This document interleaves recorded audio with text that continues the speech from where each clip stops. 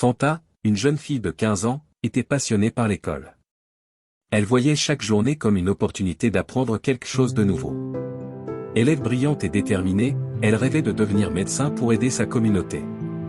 Ses camarades et ses professeurs admiraient son sérieux, mais tout le monde ne voyait pas son dévouement d'un bon œil. 3 filles de sa classe, Aminata, Bintou et Mariam, semblaient avoir fait de Fanta leur cible favorite. Les 3 inséparables n'étaient pas mauvaises en classe, mais elles préféraient se concentrer sur la mode, les réseaux sociaux et les potins du quartier. Jalouse de l'attention que Fanta recevait, elle cherchait constamment à la déstabiliser. Les jours de moquerie. Chaque matin, dès que Fanta entrait en classe, les 3 filles commençaient leur raillerie. « Regarde la mini-prof avec ses bouquins », s'exclama Aminata en ricanant. « Elle croit qu'elle va sauver le monde », ajouta Mariam. Fanta, bien qu'affectée, ne répondait jamais. Elle avait appris de sa mère que l'intelligence n'avait pas besoin de crier pour se faire entendre. Mais il y avait des jours où leur méchanceté la blessait profondément. Un mercredi, alors qu'elle s'apprêtait à écrire un devoir important, les filles mirent du chewing-gum sur sa chaise. Quand Fanta s'assit, ses camarades éclatèrent de rire, et toute la classe suivit. Humiliée, elle sentit les larmes lui monter aux yeux, mais elle se redressa et demanda à changer de place sans un mot. Le retournement de situation. Un jour, la directrice de l'école annonça un concours interscolaire sur le thème « Les jeunes et l'avenir de l'Afrique ». Chaque classe devait former une équipe de 4 élèves pour représenter l'école. Sans surprise, Fanta fut choisie pour mener l'équipe de sa classe.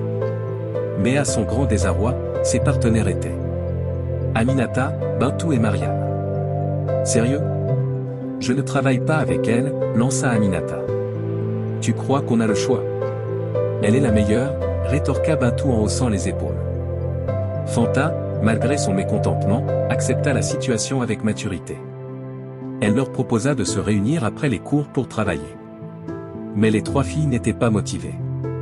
Elles passaient leur temps à bavarder et à prendre des selfies pendant que Fanta planchait sur le projet. À quelques jours de la présentation, Fanta eut une idée. Elle décida de montrer à Aminata, Bintou et Mariam qu'elle pouvait apporter quelque chose d'unique au projet si elles y mettaient du sérieux. Elle leur confia des tâches qui correspondaient à leurs intérêts. Aminata devait illustrer le projet avec des dessins, Bintou s'occupait des recherches sur les réseaux sociaux, et Mariam rédigeait une introduction captivante. Au début sceptique, les 3 filles furent rapidement prises au jeu. Lors de la présentation, leur équipe fit sensation. Aminata avait créé de magnifiques illustrations, Bintou avait trouvé des données impressionnantes, et Mariam avait capté l'attention du jury avec son discours. Une leçon pour tous. L'équipe remporta le premier prix. Les 3 filles, émues et surprises, s'excusèrent auprès de Fanta. « On a été injuste avec toi », avoua Mariam. « Merci de nous avoir donné une chance. » Depuis ce jour, Aminata, Bintou et Mariam devinrent non seulement des alliés de Fanta, mais aussi ses amis. Leur transformation montra à toute l'école que l'entraide et le respect pouvaient surmonter les différences. Quant à Fanta, elle comprit que sa passion pour l'école n'avait pas seulement le pouvoir de la faire avancer, mais aussi d'inspirer les autres. Si vous avez aimé l'histoire, abonnez-vous.